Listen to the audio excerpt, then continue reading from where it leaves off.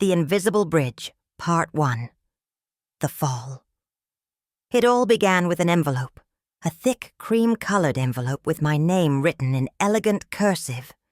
Inside was an invitation to the Blackwood Foundation annual gala, one of those high society events where the wealthy congratulate themselves on their charity while drinking champagne that costs more than most people's weekly groceries. I'm Daniel Pierce, and I didn't belong in that world.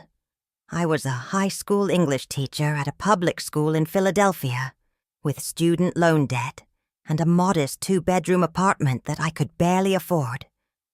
But I had one connection to that gilded universe: my childhood friend, Thomas Blackwood. Thomas and I grew up on the same street in a middle-class neighborhood in the suburbs. His parents were comfortable but not wealthy then. We climbed the same trees, rode our bikes down the same hills, and shared secrets in the same treehouse his father built. But when we were 14, everything changed. His father's tech startup exploded into success, and the Blackwoods moved to a mansion across town.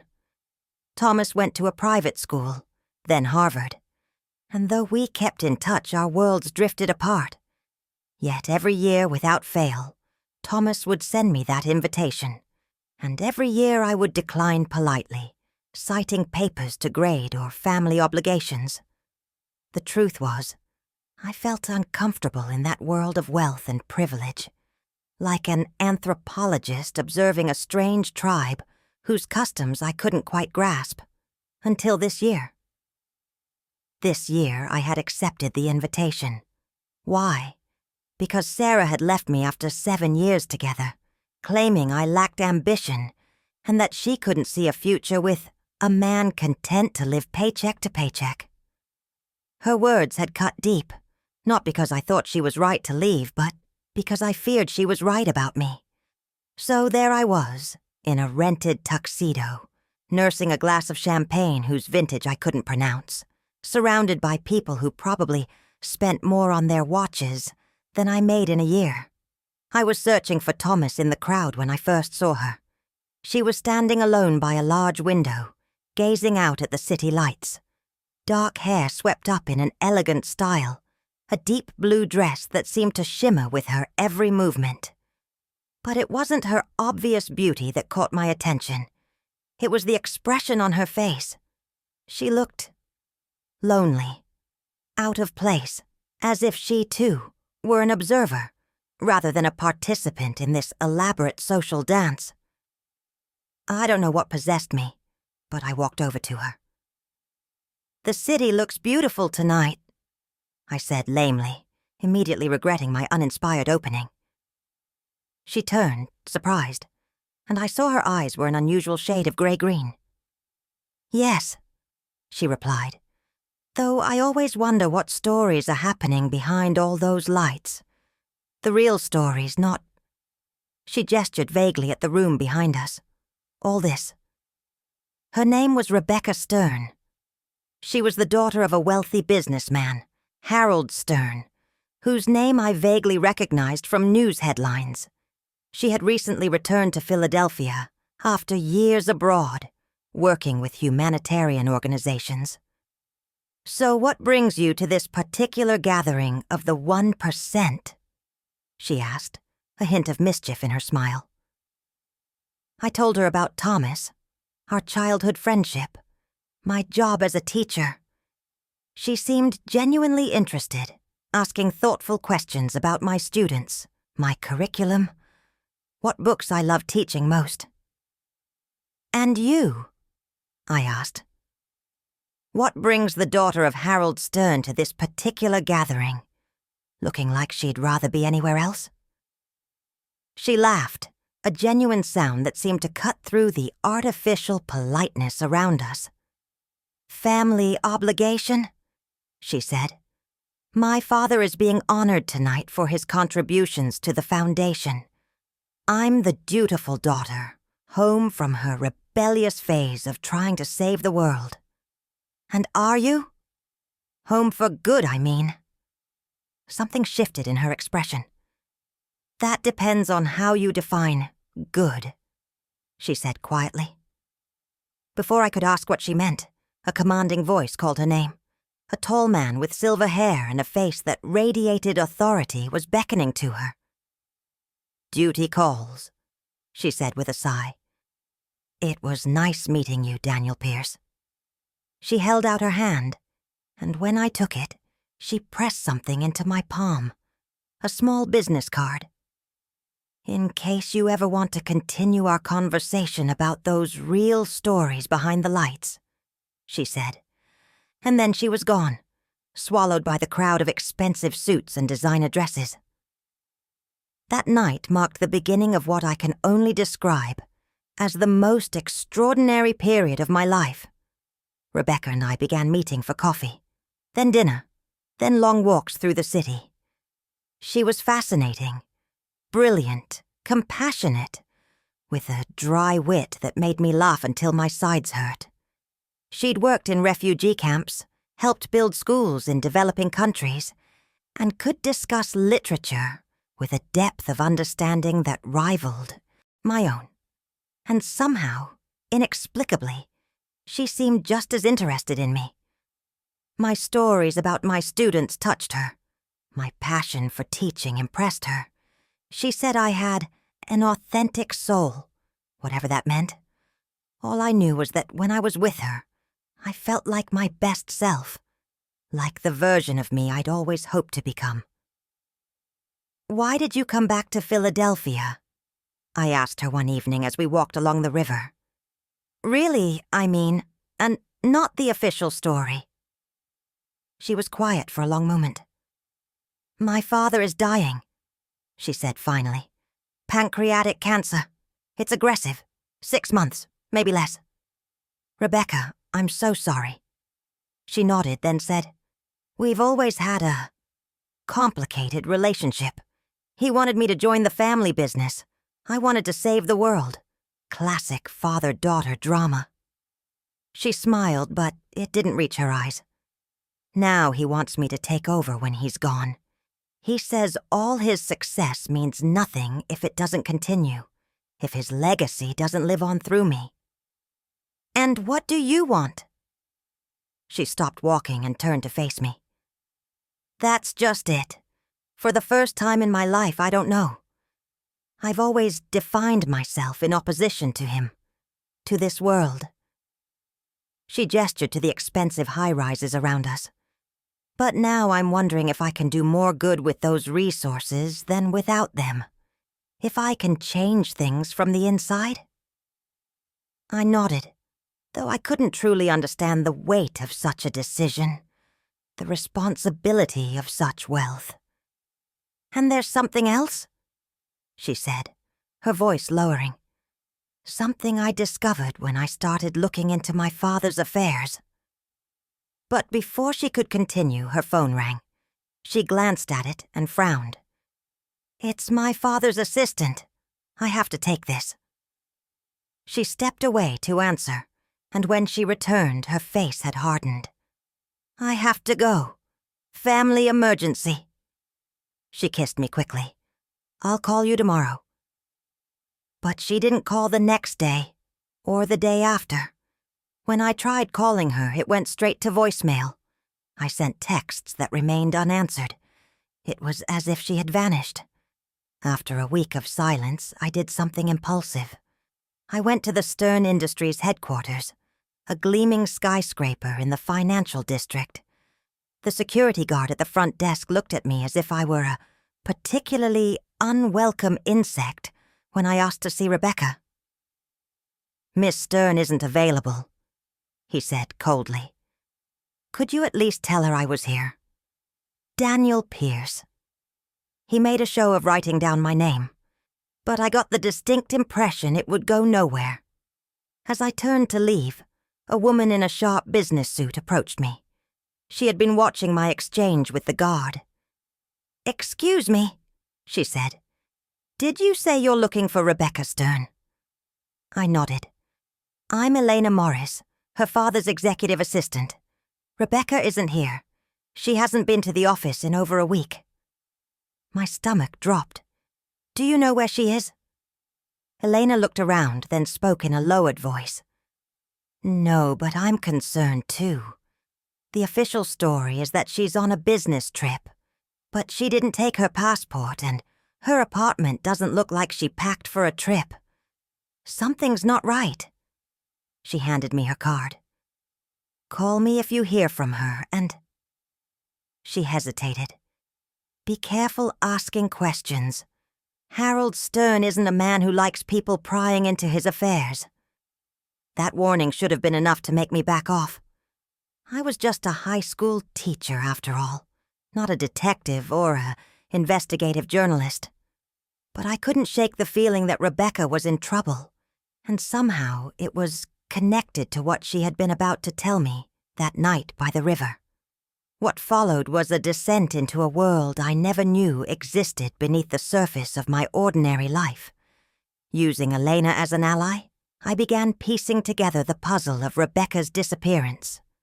I discovered that Stern Industries had investments in companies with troubling environmental and human rights records, the very issues Rebecca had dedicated her life to fighting against. Had she threatened to expose her father's dealings? Was that why she had vanished?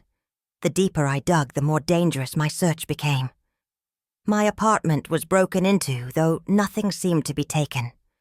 My computer showed signs of having been accessed while I was away.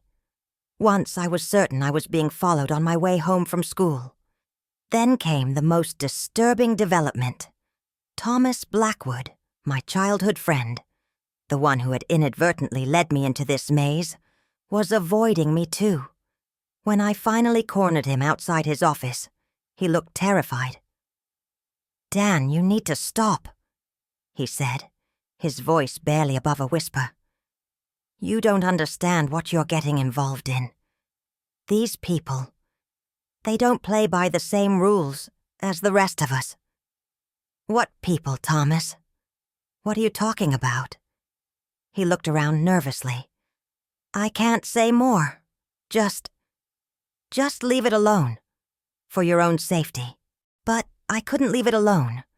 Not when Rebecca was missing. Not when I had reason to believe she might be in danger. The final piece of the puzzle came from an unexpected source. One of my students, Jesse Reyes, a brilliant kid from a tough neighborhood who had a gift for computer science. After class one day, he lingered behind, shifting uncomfortably from foot to foot. "Mr. Pierce," he said, "I heard some guys talking. About you." "What guys, Jesse?" "My cousin works security at Riverside Financial. He said his boss was asking questions about you. Why would some big shot at a financial firm care about an English teacher?" Riverside Financial. I recognized the name from my research. It was one of Stern Industries' major investment partners, with a reputation for aggressive business tactics and political connections. That evening, as I was grading papers in my apartment, there was a knock at my door. When I opened it, I found myself facing two men in dark suits.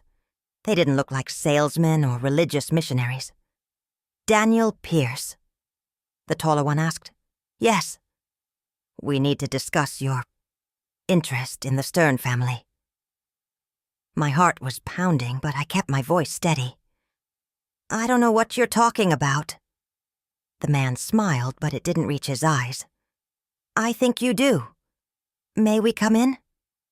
I knew letting them in would be a mistake. "Actually, I was just heading out.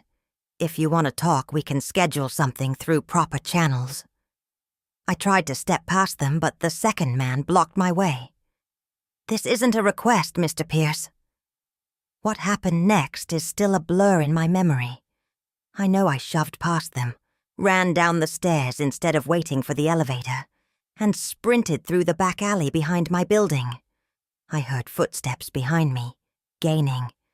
Then, as I turned a corner, a car pulled up alongside me, its door flying open. "Get in!" a woman's voice commanded. It was Eleanor Morris. I dove into the car, and she sped away, tires screeching. In the rearview mirror, I could see the two men emerge from the alley, watching our retreat. "They found you faster than I expected," she said grimly. "What's going on?" "Who were those men?" "Security contractors, hired by Riverside Financial, but really working for Harold Stern." She glanced at me. "You're in danger, Daniel. We both are." "Why? Because I'm looking for Rebecca?"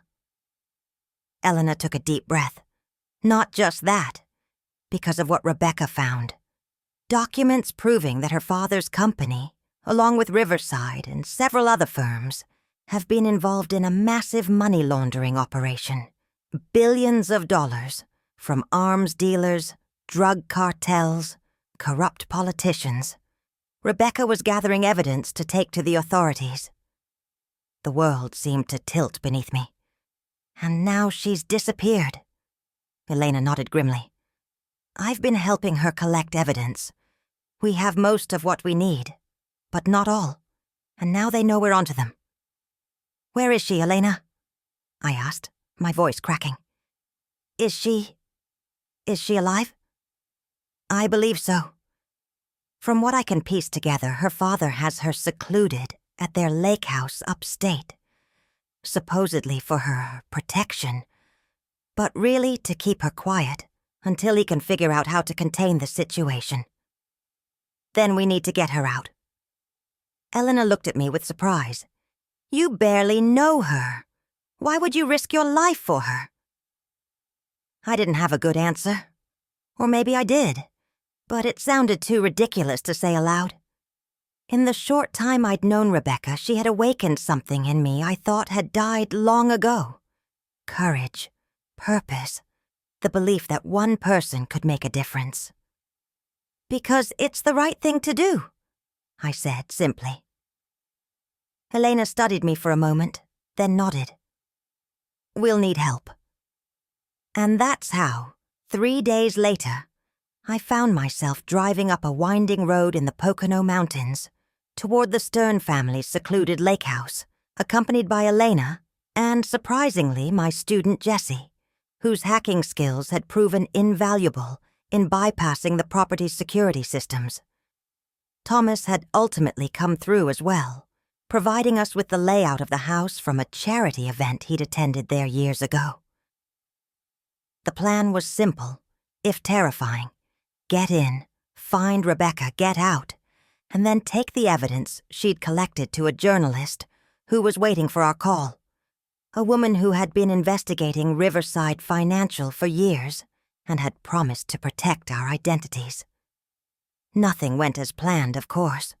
We made it onto the property, easily enough. But once inside, we discovered that Harold Stern himself was there, along with 2 security guards. And worse, we overheard enough to realize that he wasn't just holding Rebecca against her will. He was planning to have her committed to a psychiatric facility, claiming she had suffered a breakdown. We were hiding in a mudroom, trying to figure out our next move, when the door opened and Rebecca herself walked in. She froze when she saw us, her eyes widening in shock. Before she could make a sound, I stepped forward and put my finger to my lips. For a heart-stopping moment, I thought she might scream or run. Instead, she threw her arms around me, holding me so tightly I could feel her heart hammering against my chest.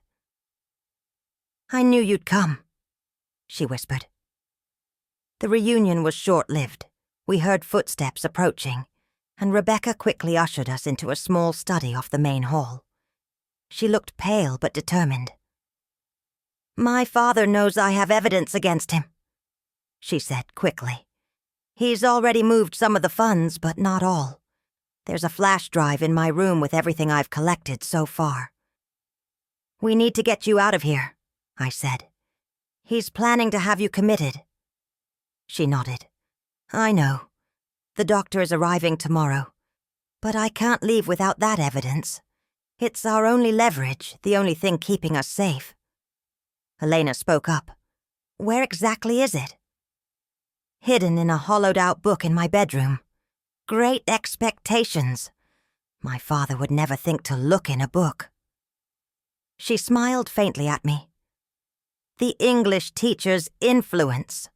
We crafted a hasty plan. Elena would create a distraction in the kitchen, setting off the smoke alarm. During the commotion, Rebecca would retrieve the flash drive from her room, and Jessie would disable the alarm system for our escape. I would bring the car around to the service entrance at the back of the house. It was a desperate plan, full of potential failure points. But it was all we had. For once, luck was on our side. The smoke alarm worked perfectly, sending the security guards rushing to the kitchen. Rebecca slipped upstairs while Jessie worked his magic on the alarm panel. I made it to the car without being spotted and brought it around to the service entrance as planned. Minutes that felt like hours passed. Then the door opened, and Rebecca emerged, followed by Jessie. She was clutching a small flash drive in her hand, triumph in her eyes. But Elena wasn't with them. "Where's Elena?" I asked as they got into the car. "She got caught," Jessie said, his voice shaking. "The guards figured out it was a distraction. She told us to go, that she'd find another way out." I looked at Rebecca, torn. We couldn't leave Elena behind, but every moment we stayed increased the danger for all of us. Rebecca made the decision. "Drive," she said firmly. "Elena knows how to take care of herself. We have what we came for. Now we need to make sure it wasn't for nothing." I started the car, and we sped down the driveway. In the rearview mirror, I could see lights coming on throughout the house as the alarm was raised. We had made it about 5 miles down the mountain road when headlights appeared behind us, gaining rapidly. "They're coming," Jessie said, his voice tight with fear. I pressed harder on the accelerator, taking the curves of the mountain road faster than was safe. The pursuing vehicle, a large SUV, was still gaining on us. "There's a turnoff ahead," Rebecca said. "A service road for the park rangers. Take it." I followed her direction, turning sharply onto a narrow dirt road that wound deeper into the forest. The SUV followed, its powerful engine giving it an advantage on the rough terrain. "They're getting closer," Jessie reported, looking back. The road narrowed further, becoming little more than a trail. Branches scraped against the sides of our car as we pushed deeper into the darkness. Suddenly, there was a sharp bend ahead. I tried to brake, but we were going too fast. The car skidded, then left the road entirely, sliding down a shallow embankment and coming to a jarring stop against a tree. For a moment, all was silent except for our heavy breathing. Then we heard the SUV stop on the road above us, doors opening, voices calling out. "This way," Rebecca whispered, already opening her door. "There's an old hiking trail. If we can reach it, it will lead us to the park ranger station." We abandoned the car and plunged into the dark forest. Behind us, flashlight beams cut through the trees as our pursuers gave chase. Rebecca led the way, moving with surprising confidence through the unfamiliar terrain. The forest was dense, disorienting. Several times I thought we were lost, but Rebecca pressed on with certainty. The sounds of pursuit grew fainter behind us. Finally, we emerged onto a well-maintained trail. "This way," Rebecca said, pointing to the right. "The ranger station is about a mile down." We had walked perhaps half that distance when Jessie, bringing up the rear, suddenly let out a muffled cry. I turned to see him stumbling, clutching his ankle. "I stepped in a hole," he gasped. "I think it's sprained." I moved to help him, but he waved me off. "You guys go. Get that flash drive to the journalist. I'll hide here and make my way to the station once it's light." "We're not leaving you," Rebecca said firmly. "I'll stay with him," I decided. "Rebecca, you know the way. You need to get that evidence to safety." She looked at me. conflict clear in her eyes. "Daniel." "Go," I insisted. "We'll be right behind you, just slower." After a moment's hesitation, she nodded. She pressed the flash drive into my hand. "You take it. In case I don't make it." "You will," I said, trying to sound more confident than I felt. She kissed me quickly, then disappeared down the trail, her footsteps fading into the night. Jesse and I found a sheltered spot just off the trail. I fashioned a crude wrap for his ankle using my shirt, torn into strips. We settled in to wait for dawn, listening anxiously for any sounds of pursuit. "Mr. Pierce," Jesse said quietly after a while, "why are you doing this? You could have walked away when things got dangerous." I thought about it. Because sometimes doing the right thing means taking risks. And because I think this is what I was meant to do. Not just teach about heroes in books, but try to be one in real life, even in a small way. Jesse nodded thoughtfully. "My mom always says character is what you do when no one's watching." "Your mom sounds wise." "She is." He paused. "Do you think Rebecca made it to the ranger station?" "I hope so." The night stretched on, cold and uncertain. At some point, I must have dozed off, because the next thing I knew, Jesse was shaking me awake. "Someone's coming," he whispered. I tensed, listening. Footsteps were approaching on the trail, but they weren't trying to be stealthy. In fact, "Daniel. Jesse."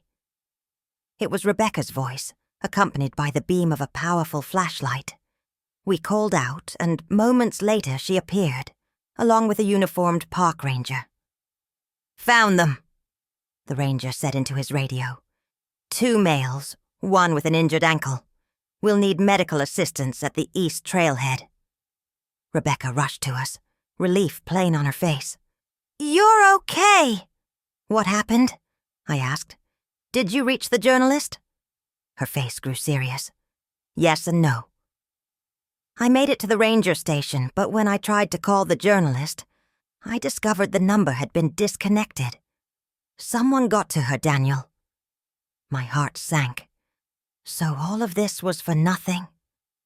"Not exactly." She nodded toward the ranger who was helping Jesse to his feet. "Ranger Davis here used to be an FBI agent. When I told him what was happening, he made some calls. There's a task force already investigating Riverside Financial. They've been building a case for months." "So they already knew?" I couldn't hide my disappointment.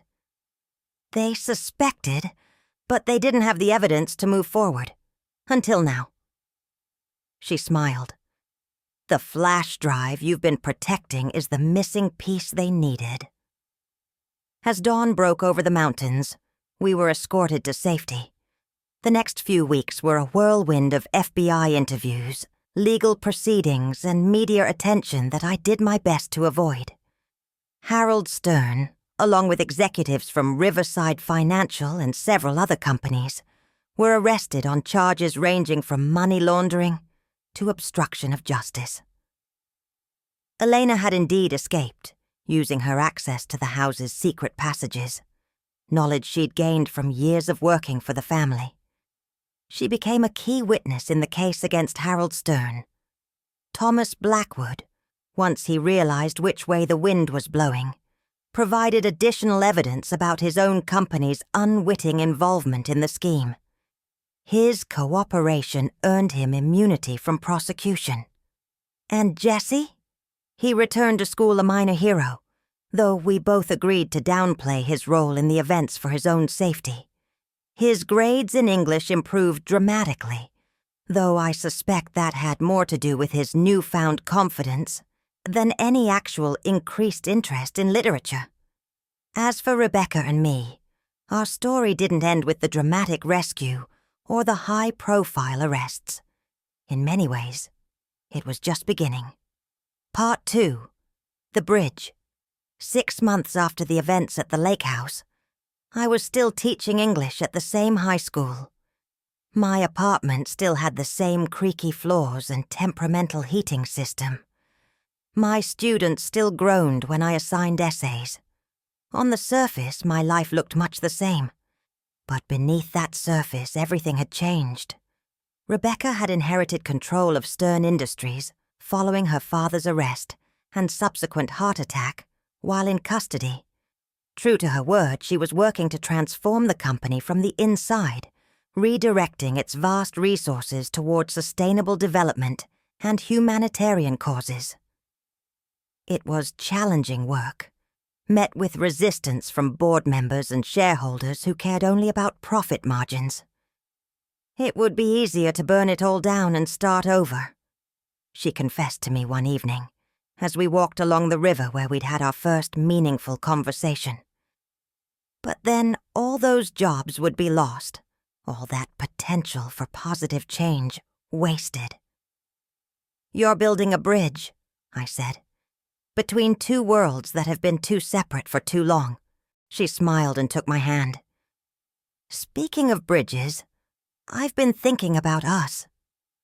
My heart skipped. Despite everything we'd been through together, our relationship existed in an undefined space. We saw each other when we could, which wasn't often given her new responsibilities. I was still just a teacher. She was now one of the most powerful businesswomen in the city. The gulf between our worlds seemed wider than ever. "What about us?" I asked cautiously. "I want you to come work with me," she said. "Head up the Stern Foundation's new education initiative. We're developing programs to support public schools in underserved communities, teacher training, scholarship funds. It's everything you're passionate about, but on a scale that could make real change." I was stunned. "You want me to leave teaching?" "Not necessarily leave it behind completely. You'd be shaping educational policy, designing programs that could help thousands of students, not just the ones lucky enough to have you as their teacher." It was a breathtaking opportunity. And yet, I don't know, Rebecca. I became a teacher because I wanted to work directly with students, to see that moment when a concept clicks, when a story resonates. Behind a desk at a foundation, I'd lose that. She nodded, understanding in her eyes. "Think about it. The offer doesn't expire." That night, I couldn't sleep. I kept thinking about Rebecca's offer, about the potential to affect change on a scale I'd never imagined. But I also thought about Jessie and all my other students who counted on me to be there, day after day, believing in them when sometimes nobody else did. The next morning, I arrived at school earlier than usual. As I walked through the quiet halls, a sense of purpose settled over me. This was where I belonged, at least for now. But perhaps there was a way to build my own bridge between these worlds. When I saw Rebecca that weekend, I had a counter-proposal. What if, instead of me joining the foundation full-time, I became a kind of liaison? I keep teaching, but I also advise the foundation, help develop programs that will actually work in real classrooms, with real teachers and students. Her face lit up. "A foot in both worlds. It's perfect." And so began a new chapter. I continued teaching, but I also started spending evenings and weekends working with the Stern Foundation. I brought in other teachers to consult, making sure the programs we developed addressed real needs, not just what looked good on paper. 1 year after our adventure in the mountains, the foundation launched its first major initiative, a comprehensive support program for public schools in Philadelphia's most economically disadvantaged neighborhoods. It included resources for teachers, after-school programs, family support services, and scholarships for promising students. The day of the launch event, I stood at the back of the auditorium, watching as Rebecca addressed the crowd of educators, policymakers, and media representatives. She spoke with passion and conviction about educational equity, about breaking cycles of poverty through opportunity, about refusing to accept that a child's zip code should determine their future. As I listened, I felt a swell of pride, not just in her, but in what we were building together, a bridge between privilege and need, between resources and purpose, between different versions of our best selves. After the formal program ended, I was surprised to see Jesse Reyes approach the stage where Rebecca was speaking with some officials. He was in college now, having graduated high school, with honors and a full scholarship to study computer science at Drexel University, a scholarship provided, not coincidentally, by the Stern Foundation. I made my way over to them just as Rebecca was introducing Jesse to the mayor. "This is one of our success stories," she was saying. "Jesse discovered a security vulnerability in our foundation's website, and instead of exploiting it, he helped us fix it. Now he's interning with our IT department while he completes his degree." Jesse caught my eye and grinned. "Mr. Pierce? I was hoping you'd be here." "Wouldn't miss it," I said, shaking his hand. "How's college treating you?" "It's challenging, but good. Actually, I've been working on something I want to show you both." He pulled out his phone and opened an app. "It's a platform that connects students with mentors based on interests and career goals. I got the idea from how you two work together. Different backgrounds, different skills, but creating something better together than either could alone." Rebecca and I exchanged glances, both moved by his insight. "The foundation would be interested in helping develop this," Rebecca said. "It aligns perfectly with our mission." Jesse beamed. "That would be amazing. I want to make sure kids like me have the kind of guidance I was lucky enough to find." As the event wound down, Rebecca and I slipped away from the crowd. We found ourselves on the rooftop terrace of the foundation building, overlooking the city as the sun set. "We've come a long way from that gala where we met," I said, taking in the view. "In more ways than one." She turned to face me, suddenly serious. "Daniel, there's something I need to ask you." My pulse quickened. "What is it?" "These past months, working together, building this foundation, it's made me realize that I don't want a bridge between our worlds. I want us to share one world, completely." She reached into her pocket and pulled out a small box. My breath caught as she opened it, revealing a simple but elegant ring. "Daniel Pierce, will you marry me?" For a moment, I was too stunned to speak. It wasn't just the proposal that surprised me, but the reversal of traditional roles. Rebecca had never been one to follow conventions. "Are you sure?" I finally managed. "Your board members already think I have too much influence. The tabloids will have a field day with the heiress and the school teacher." "Let them," she said fiercely. "I've spent too much of my life worrying about appearances, about what others might think. The only thing I'm sure of is that I love you, and I want to build this life with you, whatever form it takes." In that moment, all my doubts fell away. The gap between our worlds, which had once seemed so vast, now felt insignificant compared to what united us: shared values, shared purpose, and love that had been forged in extraordinary circumstances. "Yes," I said. "Yes, I'll marry you."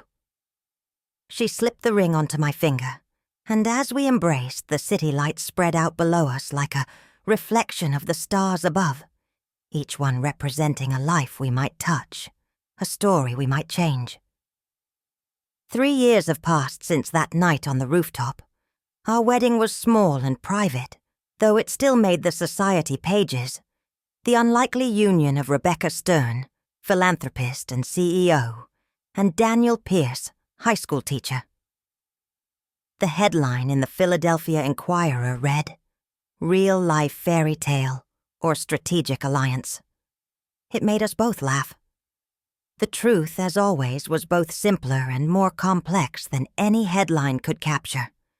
We were two people who had found each other across divides of class and circumstance, who had faced danger together and emerged with a shared vision for what our lives, and our society, could be. I still teach, though now only part-time. The rest of my hours are devoted to the Foundation, which has expanded its programs to cities across the country. Rebecca continues to transform Stern Industries, carefully divesting from problematic investments and redirecting resources toward sustainable enterprise. It's slow work, often frustrating, but she approaches it with the same determination she showed on that dark night in the mountains. Jessie graduated with honors and now leads our Foundation's technology initiatives, developing tools to make education more accessible to all students.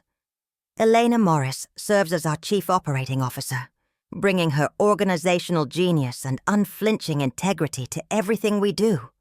And Thomas Blackwood has become one of our most valuable allies, using his connections to bring other wealthy individuals into our coalition for change.